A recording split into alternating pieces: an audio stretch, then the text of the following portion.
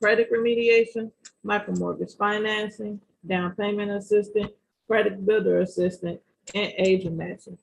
Tonight's topic is understanding the lending process with our guest speaker from Associated Bank, our loan officer, Ms. Deborah. So without further ado, Ms. Deborah. Hello, everyone. My name is Deborah Schlager. I work with Associated Bank. I am a CRA loan officer. I've been in the business 40 plus years. And so I've seen all of it, the good, the low interest rates, the really high interest rates. And yes, interest rates are going up, but they're still single digits. So I suggest we're going to go through the program. Whatever questions you have, don't wait till the end. Please ask the questions as we go along, because you might forget what you want to ask. And please, whatever questions, whatever you need to know, I'll be more than happy to help you, because we want all of you to be able to get to home ownership. Plus, we're going to explain down payment, because there is still free money available, grant money available to purchase a home. Okay, so the loan process, it says research, pre-approval. Research, they mean when you're looking to get a mortgage and to buy a property, to get a pre-approval, you should start shopping around. You can get a mortgage, a pre-approval through either a bank, a mortgage broker, a credit union. Now, with each one of them, they have different fees and different programs. Usually the least amount of fees that you're going to have are with a credit union and a bank, because we are governed and we're a federally insured bank. We cannot add on fees, closing fees, junk fees. We're regulated heavily. So what our fees are, that's what they are. And they're the same for everyone. The only difference would be charges for appraisals, depending on how many units. Mortgage brokers, they can charge truly. Their fees are what they are. And if they decide to charge you points, they can charge you points. So you're going to pay more money when you go to apply with a broker office than at a bank or a credit union. And I know this because I've been in the broker world and the banking world. Now, once you shop around, do not, when you call and say you're looking to shop for a mortgage, what kind of rates, what kind of programs, are there grant money, never give your social security number to anyone, because they're going to tell you that they need that to see what you would qualify for. No. As we go along, when in the mortgage process, you're going to need to get a pre-approval in order to get start looking for a home, because no real estate agent will take you out and start showing you houses unless they know what you qualify for. And now this just tells us the whole loan process from beginning to end. I wanted to, because we're going to get a pre-approval, then you're going to do the loan application once you have a contract. Then once you do the application and you have the contract, the file gets processed where we collect all the rest of the documents, updated documents. We order your appraisal on the property, a title for the property, and we submit it to the underwriter and we get a loan approval, and then we do the closing. But I'm going to explain each step along the way. We could go to the next page. Okay, so like I said, you can choose a lender at a bank, a credit union. You want to see what kind of down payment assistance, whoever you go with, you want to see what kind of down payment assistance they have. Because like I said, there are a lot of programs out there where you can get down payment assistance. Not all banks or mortgage brokers are allowed to do, or do they have down payment assistance. So you need to shop around. And where we say about a housing counselor, whenever you go through the process of purchasing a home, in order to get first-time homebuyer programs or any down payment assistance, you have to take a class. You have to take a homebuyer education class, and you have to get a certificate to show you did the 8 hours for that class in order to qualify to get any down payment assistance. Okay. Okay, now, when you talk to the lender, we're going to ask you for documentation. Well, we need your last 2 years tax returns along with the W-2s. So if you're a W-2 income buyer, we need 20 and 21 W-2s. We need your federal. I don't need your state tax returns. We need your federal tax returns, and we need all pages. Because if you're self-employed or you're say a consultant that you do it on the side and you file a self-employed Schedule C, we need that to see for the last 2 years, because in order to use any income of a self-employed borrower, you have to be self-employed for 2 years.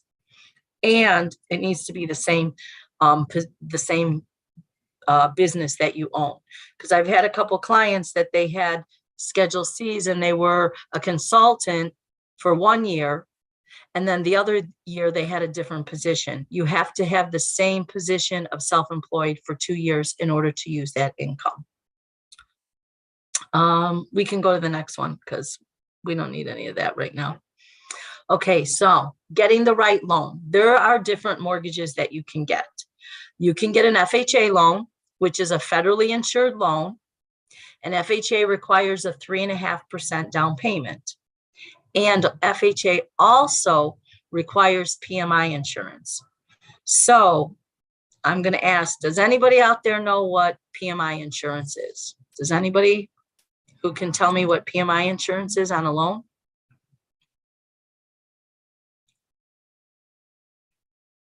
No one? No hands up? No one in the chat?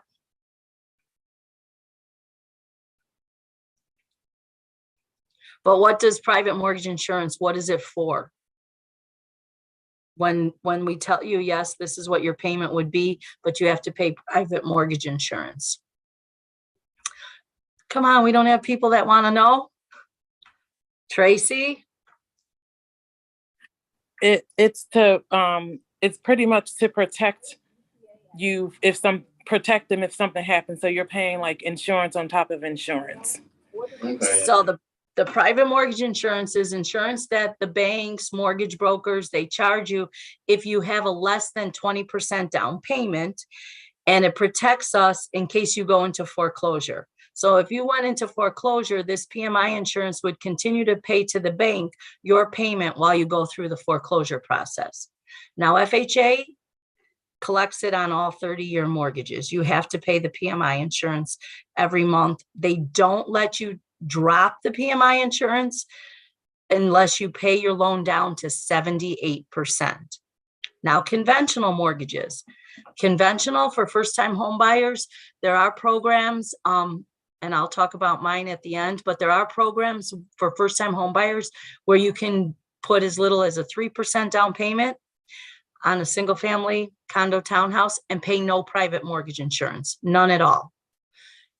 Otherwise, all conventional mortgages, if you have a less than 20% down payment, requires PMI insurance. Now, does anybody know what PITI stands for? Nobody? Tracy?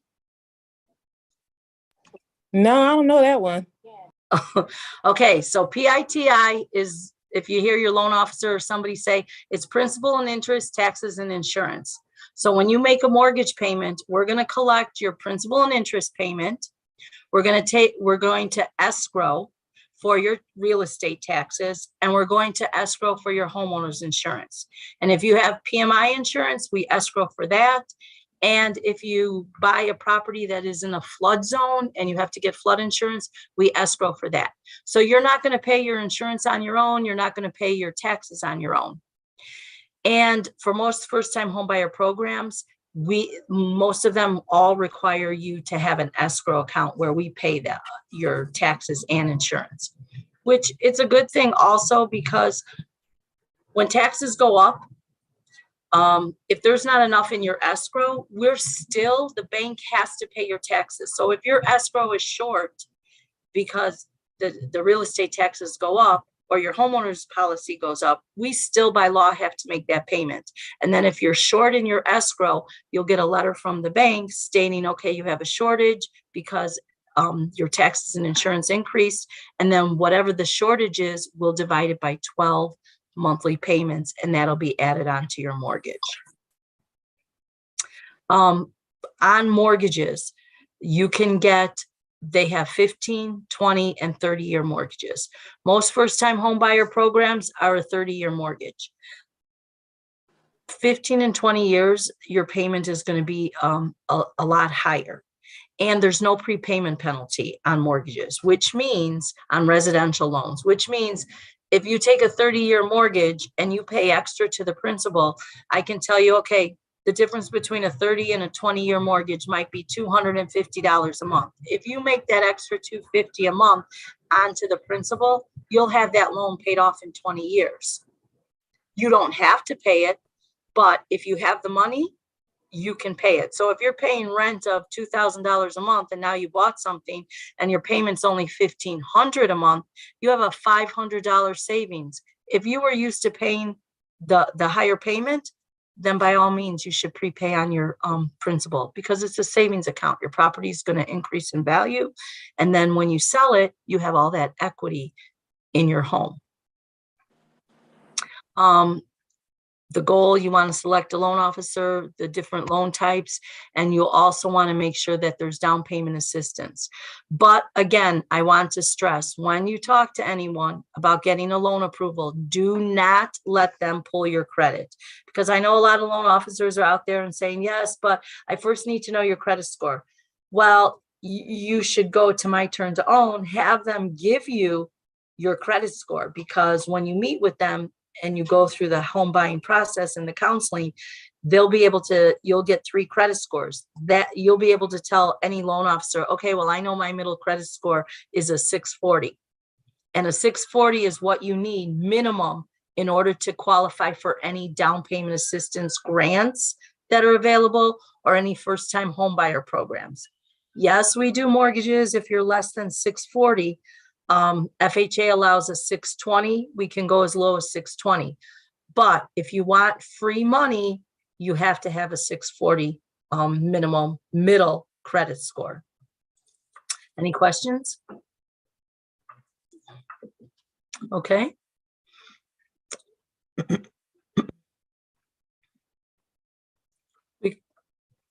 So there are other types of mortgages out there, and adjustable rate mortgages. Now, when interest rates rise, let's just say they're double digits, they go above 9% and we're at a 10% interest rate, then adjustable rate mortgages become very favorable. Most first-time home buyers, they will not allow them to get an adjustable rate. And how the adjustable rate works is they'll give you a fixed period. So the adjustable could be a yearly, it can be a 5-year, it could be a 7-year, it could be a 10-year. Usually they're 3 and 5 years. What happens is the rate is fixed, whatever you locked in, and the rate is fixed for 3 years. After the 3rd year, the rate then adjusts. Again, these are good mortgages when interest rates are very high, and if you don't plan on keeping the property long-term.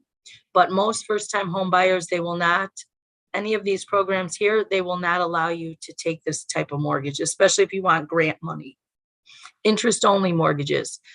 Right now, really the only interest-only mortgages are lines of credit, second mortgages. So if you have a first mortgage and you want to take equity out of your house, you can get a credit line, a second mortgage, a home equity. They're all the same, just called by different names. Most of them are interest only. So you're only paying the interest on the money that is borrowed to you. A balloon mortgage, with a balloon mortgage, again, first-time home buyers, they're not going to allow those, but balloon mortgages, they have a set period. So a 7-year balloon, a 10-year balloon. With a balloon mortgage, it'll be on a 30-year amortization, but after the 7 years, the 10 years, whatever the balloon is, you have to pay that loan off. You can refinance it, but you can't extend it. It doesn't adjust into or balloon into another mortgage. You have to pay it. Most of these mortgages with the interest only, or even the balloon mortgage, a lot of commercial loans, people who buy commercial properties, 5 units and above, or real commercial, take balloon mortgages. And like this says, it's not recommended for first-time home buyers. FHA a long time ago used to have adjustable rate mortgages, but that was a long, long time ago. All first-time home buyers, really, they only have fixed rate mortgages. That's how people got in trouble when the market crashed, and because they had different kinds of predatory lending. Like it says here, predatory lending. The blank lines, the abnormal fees, prepayment penalties. Prepayment penalties would be if you paid your loan off early, they would charge you. If you had no credit, it was okay. And they would give you the loan. They would do the adjustable, the balloon, and they would, if you were self-employed and you couldn't verify your income on your tax returns because you really didn't show that much, with this predatory lending, we would give mortgages according to your bank statement. So they would average out how much your deposits were, and they would figure that would be your income. This is all gone. No more. I mean, there are some companies that try to do this, but it's illegal. There's no more predatory lending, no more programs like this. Okay. So when you apply for a mortgage, these are just some of the requirements, some of the documents that we will need for you. Like I said, we're going to need so employment verification.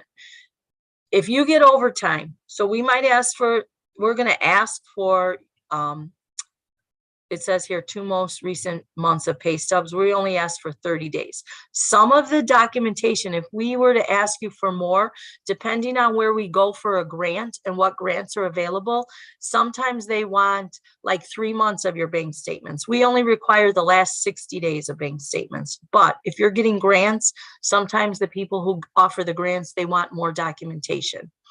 Employment verification, yes, we ask for 30 days of your pay stubs, but if you get overtime, if you get bonus, if you get commission, regardless that we get a paycheck stub from you, we're going to order an employment verification, because your tax returns for the last 2 years, in order for us to use overtime, bonus, or commission, we need to see that you've been receiving it for 2 years in order to use it.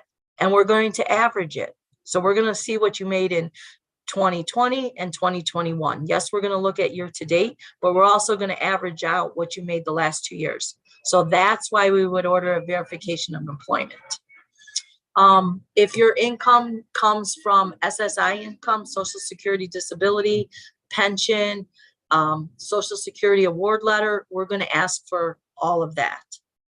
We're going to ask for the 2 most recent months of bank statements, and we need all the pages. Even if it's a blank page, and usually at the bottom, it'll say page 1 through 6. Yeah, 6 might be blank and you don't give it to us. Trust me, the underwriters want to see that blank page. Also, what we look for on the bank statements are large deposits. So if you're thinking of about buying a home and you have a lot of money and you have it saved at home, I would suggest, and you're not ready to buy for the next 60 days, I would suggest you put it in the bank, because we go back for the last 60 days and any large deposits we're going to question. And how we look at that is, if you get direct deposit and say your direct deposit is $1,200 twice a month, and now that's $2,400, but now there's an extra $1,000 every other week coming in, we're going to question, what is this $1,000? So if you have a lot of cash saved at home, what I would do is we'll accept gift letters, and a family member, you can give the family member your money. They can give you a gift. They can sign the gift letter and give you a check, and then you can put it in your account, because we cannot verify cash. Cash is not verifiable. Like I said, we need the most recent 2 years of your employment history. Now, because of COVID, a lot of people, they were in the hospitality industry. And yes, they might have worked at a hotel or a restaurant, and then they didn't have any employment for 6 months and they got unemployment because of COVID, we will still allow you to get a mortgage. That is not going to be against you at all because of that. So what happens is, as long as you're back at work, we won't take unemployment to qualify you, because the only time we can take unemployment income is if you're a seasonal worker. And what I mean by seasonal is if you're in the landscape business and then you're off for the winter, and we can show for the last 2 years you've been getting unemployment, we will use your unemployment because you're seasonal. You're a construction guy that lays cement. You can't work outside. As long as we show you've been receiving unemployment for the last 2 years because of your seasonal position, we allow unemployment.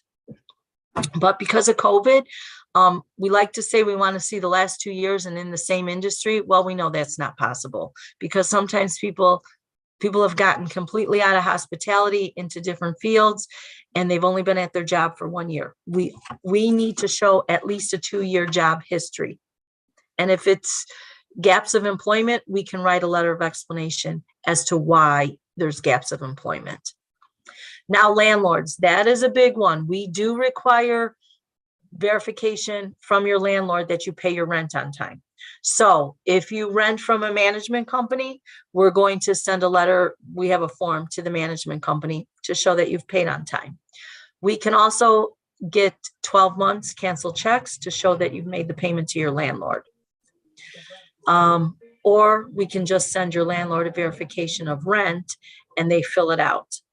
Me personally, I'd rather have the verification of rent, because if you start sending your bank statements for the last 12 months, no, they're not. The underwriters aren't supposed to look at all the other stuff, but trust me, they're going to, and they might start asking questions, and it could open up a can of worms. So too much information could not help you. Debt information. Now we're going to ask you what bills you have. Say you co-signed a loan for someone. As long as we can show 12 months canceled checks, or the person that you co-signed, it has to be 12 months. It cannot be less than 12 months. We have to show the 12 months payment. So I have somebody that they co-signed for a car note. The person Zells them the money into their bank account the same time every month, and that person then makes the payment, which is crazy, but they make the payment. At least I can prove that they're getting the money from the person they co-signed. Even though they're making the payment still in their name, that person is paying them each and every month for that payment. So we have to show 12 months cancel checks, or how they're receiving the money for a co-signed loan. If you have an installment debt and you have less than 10 months to pay, we do not take that into consideration as a long-term debt. So we won't take it against you. Tracy? I was just going to share with the group my own experience, and this is such good information, Deb. Like for like Cash App and stuff and things like that show up on your bank account. And I'll use as an example. I have a son that's in college, right? So his dad would send me money to support him in college. That's kind of what we do. But he Cash Apped it to me. I put him in my account, and I had to explain those funds. So just make sure when you're doing those things that you can document and explain what it's for. I was like, hey, this is for my son. This is for his school. This is how, I get sent the money. But literally the underwriters look at everything. And I'm saying I'm fresh out of the process. I closed like maybe 3 weeks ago. So it is really important. And when you get close to the finish line and you get excited about doing things, like don't buy furniture, don't open up new lines of credit, don't do anything, like be squeaky clean, because you literally, you think you're out of the underwriting stage, and then like, oh, I'm going to go do this. Do not do anything to potentially jeopardize your situation. But yeah, make sure you got receipts for things in terms of like Cash App or things that show up on your bank account, because they look at every nook and cranny. And I'm going to put myself on blast. Like, I think I didn't send all of the pages of a document. Deb was like, hey, page whatever's missing. I was like, oh, I didn't realize that. So when it says a blank page and you think a blank page is not important, it is very important. Send everything and have an explanation for every single thing. So I just wanted to name that. Thanks, Tracy. And what you said, yes, it's true. Don't buy furniture. So even though we give you a loan approval at the end and say, okay, here's your loan approval, we're closing next week. What happens is, because of how the systems are and how educated, if you use your credit card and you go and buy credit, it dings that credit the way the system is. And then an underwriter will say, well, I got a notification that a new account was open on your buyer. Don't buy anything. I don't care if it tells you buy this furniture, don't pay for 5 years. If they run a credit on you, it's going to come up. And you know that, or don't quit your job either, because right before closing, we call to make sure you're still employed. And, you know, I've had buyers that have done that. They got the loan approval, they quit their job. We called the employer and they're like, oh no, they gave their 2-week notice. Don't do it. Wait till after you close. I mean, I've had buyers that have been house hunting and they have pre-approvals, and then they got a new job while they're house hunting. And that's okay. Yes, give me the offer letter showing me what they're going to pay you, what the details of this new job are. We are going to require usually Fannie Mae conventional. I know for sure FHA, but conventional is going to ask to see 30-day pay stubs. Yes, I can get it for at least 2 weeks, but they're going to want to see your first paycheck stub. So if you're going to buy a house, even if you hate your job right now, stay at your job while you go through the home buying process and then do whatever you want afterwards. But stay where you are to help you to get your mortgage. Let's see, debt information, reserves. Now, do you have any into building me home and helpful resources? Sorry, I saw there was another chat here. Do you have any experience and requirements to building me my own home and helpful resources? Okay, so we do, my bank does construction loans for new construction from the ground up. The requirements are different.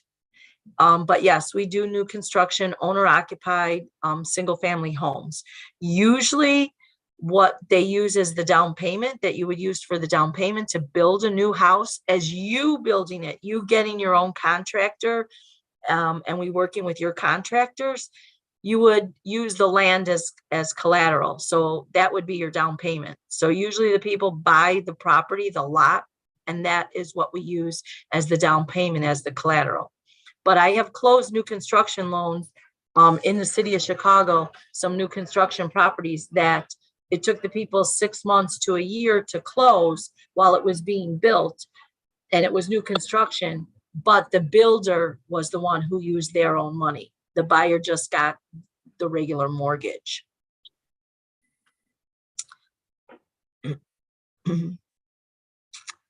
Another question. What if I have a rough history with my previous landlord? Well, it depends. How long have you been living where you're living? So we want to see 12 months where you live now, where, when you apply. So we would want to see 12 months. Otherwise, we wouldn't have to send it if we say that if you can't verify, as long as there's nothing on your credit that shows anything, collections, I'll get to that. But as long as it doesn't show on your credit report, really, then you don't give us the information of the prior, and I can only verify the current. The proof of source of down payment, I had told you, yes, we want to see where the money is coming from. So we want to see that you do have your money in the bank. Again, if you have cash at home, you can give it to a family member because we don't want large deposits, and we can use a gift. This is unconventional. FHA is much more strict. And the difference, the only way that I personally will do an FHA loan is because our conventional is so much better, especially when you go to look at the properties and we do an appraisal. FHA has such guidelines. If there's paint that's peeling, it has to be scraped and painted. And FHA looks at more and requires more repairs than a conventional mortgage will. Plus, you have to pay PMI and you have to put 3.5% down on FHA. As to conventional, the minimum down is 3% and no PMI. So and the only reason I use FHA loans for a buyer is they've had a bankruptcy. So if you've had a bankruptcy in the last 4 years, the only way you can get a mortgage is with an FHA.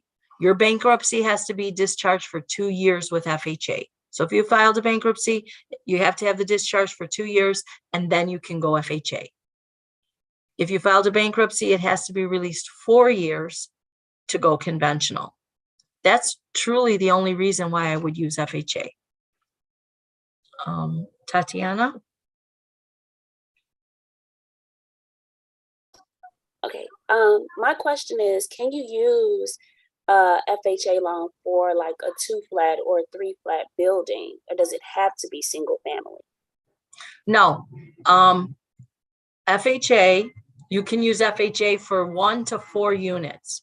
So if you want to buy a 3 or 4 unit, even a 2 unit, but if you want to buy a multifamily unit, FHA is the way to go, because you still only need 3.5% down payment.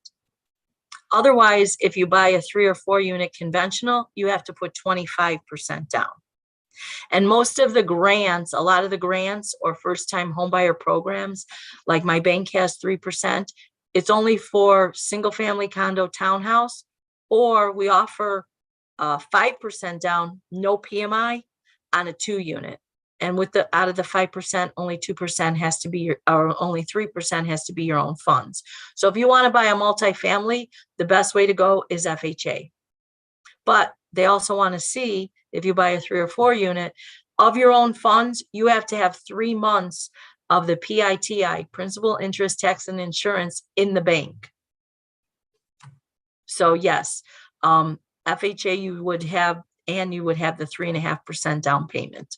So yes, if you want to buy multifamily, FHA is the way to go. It's the least amount of down payment as opposed to conventional.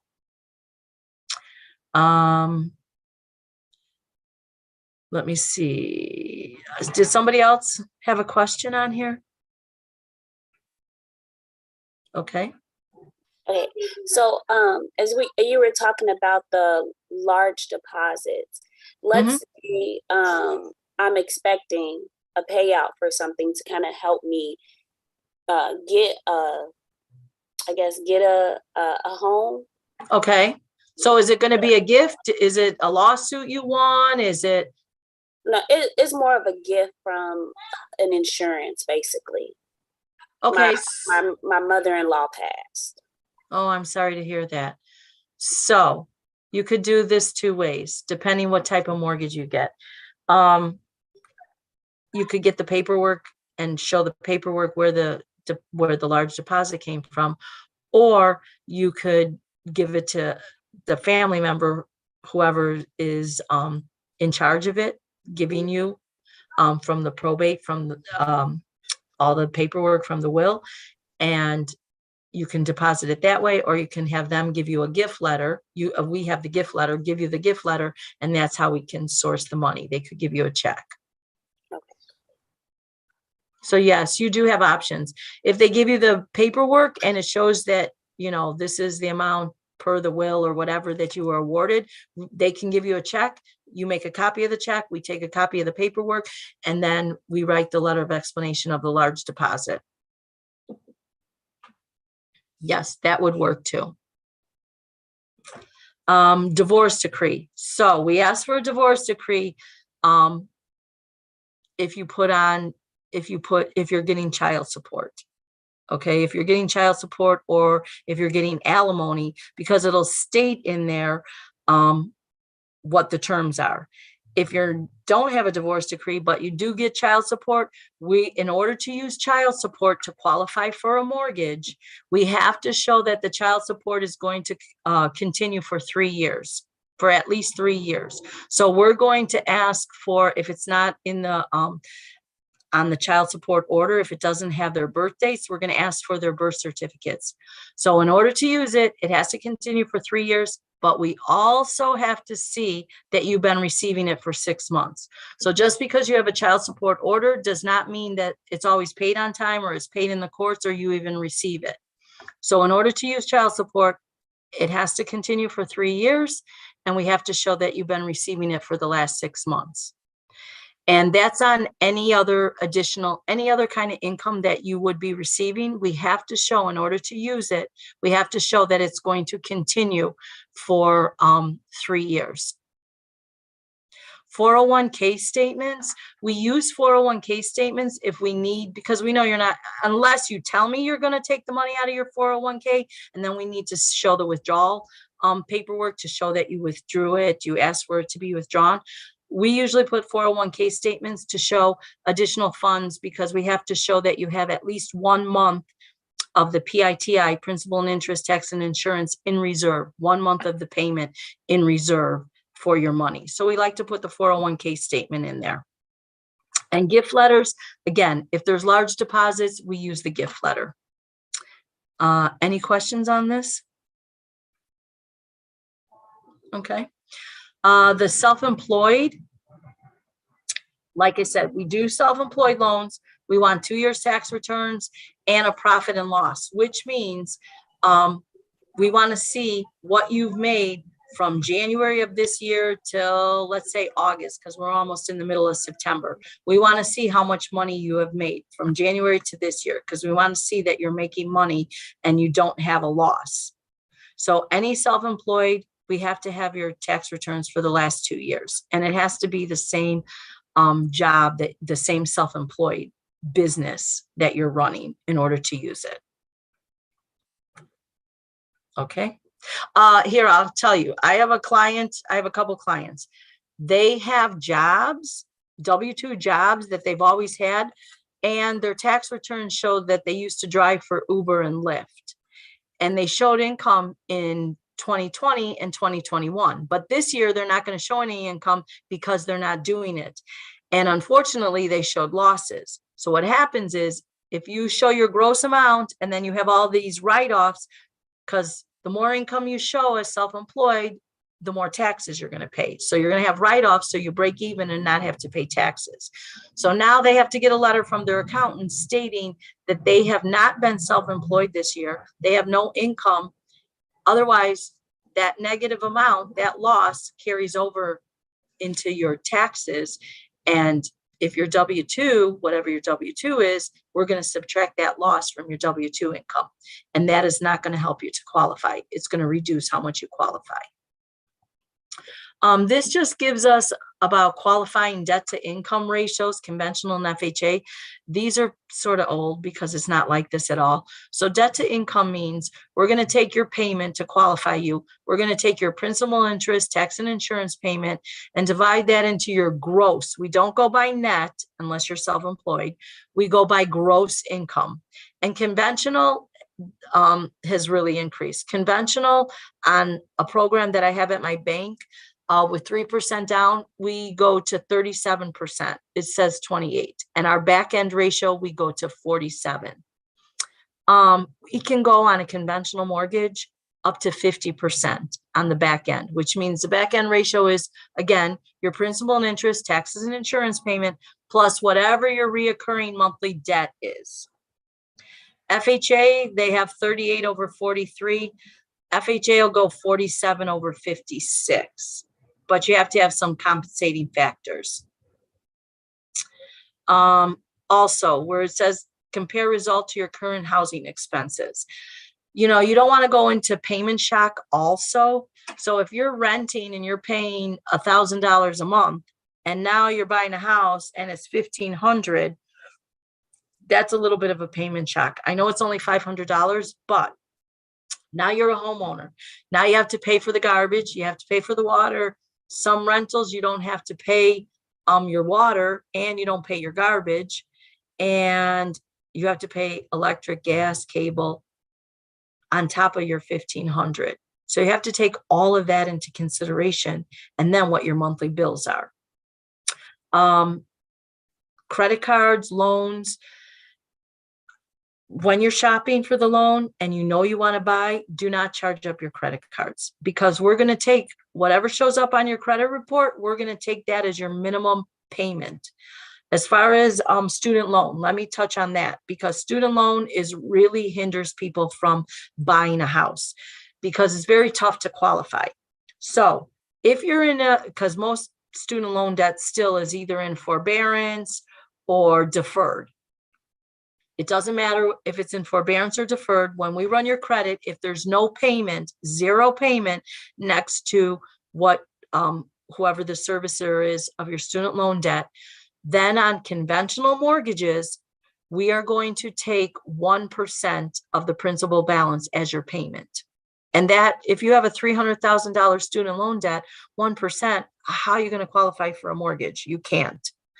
Now, if you're an income-based, we will take, if it's zero, we will take zero income-based. Under conventional loans, we will take zero income-based.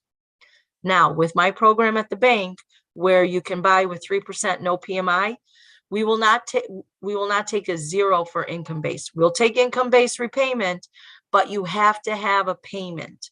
So even if you owe $100,000, but your monthly payment's only $100 because it's what your income is, we will take the $100. So I try to encourage my buyers, if they have student loan debt and they're on income based with zero, to call the servicer and try to get on a small payment. Otherwise, you're going to have to take private mortgage insurance. And private mortgage insurance, to use zero income base, it's not going to work for you, because if your credit score is below 720 to pay PMI insurance, you're going to be paying like $200 to $300 a month. It's not worth it. It's not worth it. It's going to reduce how much you can afford. Were there some questions out there?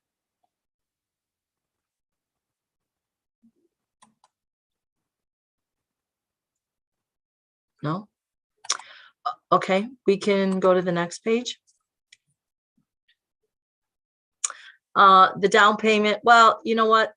Down payment, no, it doesn't depend on the credit score, the loan type. It depends on the loan type, but on conventional, yes, it's for first-time home buyers, it's usually 3 to 5% down. FHA is 3.5% down payment.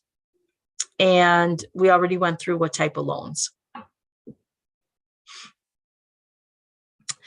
Closing cost. Now it says it's usually around 2% of the purchase price. Okay, a lot of times buyers, they fill out their application, they sign the contract, and then they get the loan estimate, and they're like, wait, what are all these closing fees? I didn't know I have to pay closing costs. Yes, there are closing costs required when you purchase a home. Now, if you buy in the city of Chicago, you have to pay a tax. It's called a city transfer tax, and it's $7.50 per thousand on the purchase price.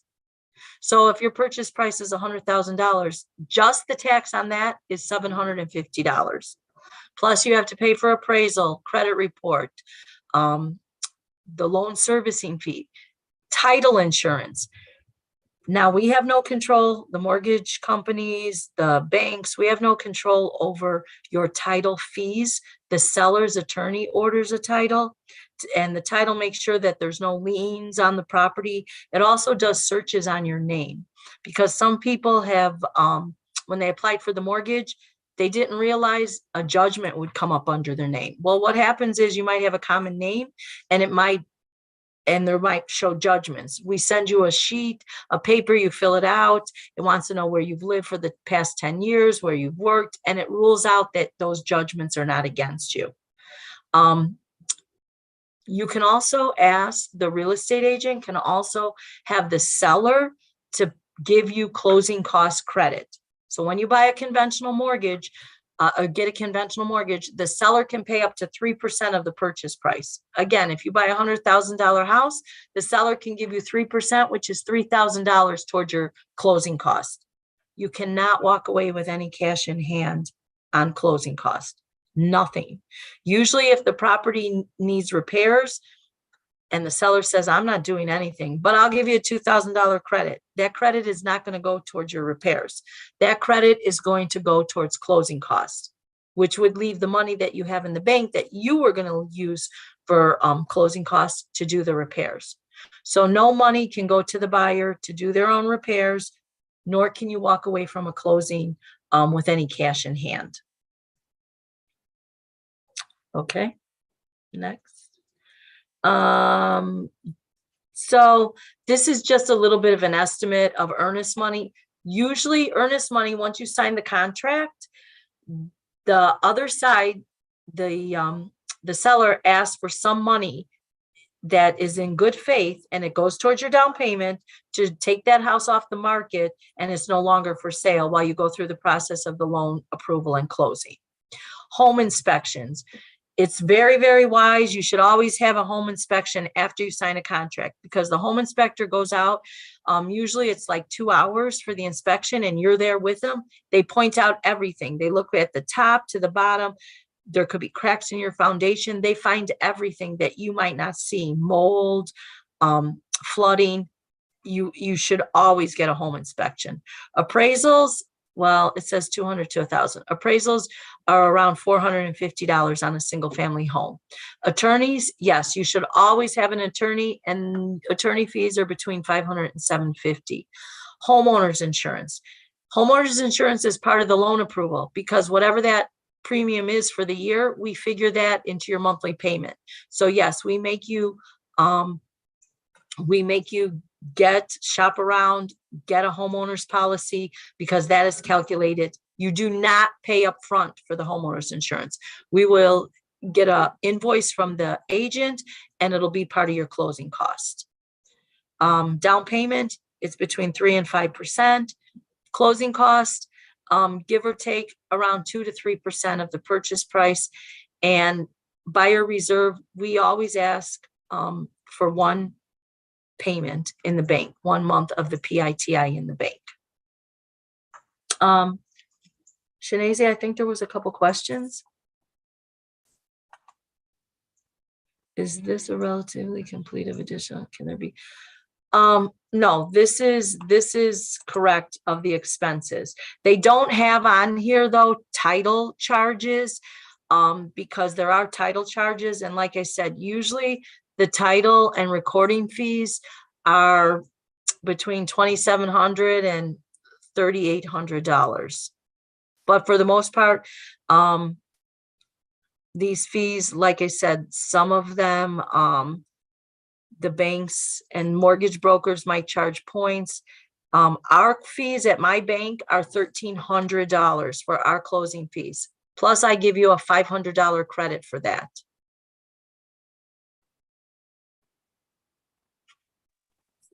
So Hey, thank you. So, can you hear me? yes. Hello. Thank you so much for the information. You're welcome. So I do have some questions here for you. So I have a question. What database website can you go to find auctions when they have homes on sale in Chicago? And what have you experienced in the area? Well, the auctions, you have to use a real estate agent because they know which websites. But here's the thing, how are you going to get financing on a property? Because with an auction, you can't get into the property. Most of the time you have to buy it sight unseen. So you have no idea how that property works. A lot of the auctions, and how are you going to get financing? Because when we do an appraisal, all of the utilities have to be on. So we're not going to go into a house and there's no electricity, no plumbing. And some of them are in bad shape. So it's tough to get financing on homes that are auctioned. Especially also like with foreclosed homes. A lot of times the foreclosed homes, all of the utilities are off also. The utilities have to be put on. How are we going to do an appraisal? And how are they going to do a home inspection? Thank you for that information. Also, we do have another question. So, Ms. Payne asks, can you explain PMI? So PMI, private mortgage insurance. It's a insurance that the banks, mortgage brokers, whenever you get a mortgage, conventional or FHA, you have to pay this premium, and it protects the lenders in case you go into a foreclosure. If you have a 20% down payment on conventional, you don't have to pay it. 20% down on a conventional mortgage on your house. But FHA requires the PMI. Conventional, if you have less than 20%, you have to pay the insurance to protect the bank in case you go into foreclosure. That payment is continually being made to the bank while you go through the foreclosure process. But for most first-time home buyers, except for FHA, there are programs out there that have no PMI insurance. So my bank, I have a 3% down payment. You do not have to be a first-time home buyer on the 3% down payment, okay? And you can qualify according to your income, which would be 80% of the median income, or if you buy in an area that's considered low to moderate income. 3% down, no PMI, and that's on a 1-unit, a condo, or a townhouse. No PMI insurance, 3% down. I also have it, you can buy a 2-unit, 5% down payment, no PMI, and out of the 5%, only 3% has to be your own money. So I'm going to sum up, I'm going to just tell them about a couple grants, and then I know our time has ran out. So I have $4,000 free money that I offer at my bank for down payment, forgiven at closing. I mentioned that we have $500 to give towards closing costs. We're also approved for grants. The city of Chicago has a $15,000 grant. It's a silent second that goes on your house for 5 years. So most of the grants that are available, it's for 5 years. So you have to keep the property for 5 years, and then they release that silent second mortgage and you owe no money back. The $15,000 is in designated areas. There's 11 of them. And you can use it towards your down payment and or closing costs. We can also layer all these down payments. There's a grant right now for $2,000. It's first come, first serve, but there's still money available. That one is forgiven at closing. So you don't have to pay the money back, just like my $4,000. Again, we can layer that money. There's another grant. It's a $20,000 grant. It's with the Resurrection Project, which is a non-for-profit in Pilsen, and they own properties that they sell. You have to buy one of their properties in either the New City or back of the yards area. It's a $20,000 grant. There's no income limit for the buyer, and you can layer it. So if you found a house that was one of their listings in that area in New City, back of the yards, and you qualify, you could get $20,000. If it's in that MMRP area, because New City is in part of that MMRP, that's 15. So now that's 35. I'm giving you 4. That's 39 plus that other 2,000. That's a lot of money that you can layer to purchase a property. So there is free money and down payment assistance out there. Thank you so much. We do have one more question, which is, if you do own the property, do you also own the land? Yes.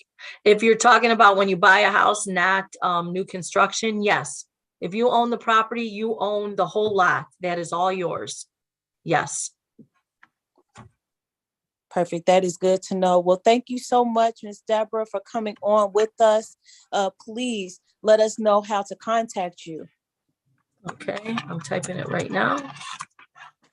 And then this way, if any of you have any questions, please contact My Turn to Own. Let's get started. And now is the time to buy, because interest rates are not going up or are not going down. And property values, though, fortunately, are coming down a little bit. All right, we got your information. Thank you again for coming on, sharing all this great information with all of our potential buyers and buyers in training. So Thank you. everyone, thank you for coming on with us for Wealthy Wednesday and getting some of this great information. If you are interested in My Turn to Own and getting more services when it comes to becoming a home buyer, purchasing more property, or just interested in positioning yourself for your home ownership journey, please give us a call at 877-434-4445, or you can go to our website, which is myturn2own.org. Again, you guys have a great night. We really appreciate you for coming in tonight. And shout out to everyone who's on here as well. And remember, share the wealth. Make sure you invite a friend, invite a family member, invite your mama, invite your cousin, and let them know it's some great information over here on Wednesday. Everyone, have a great night. Good night. Good night, everybody. Good night. Thank you. Good night. Good night. Good night.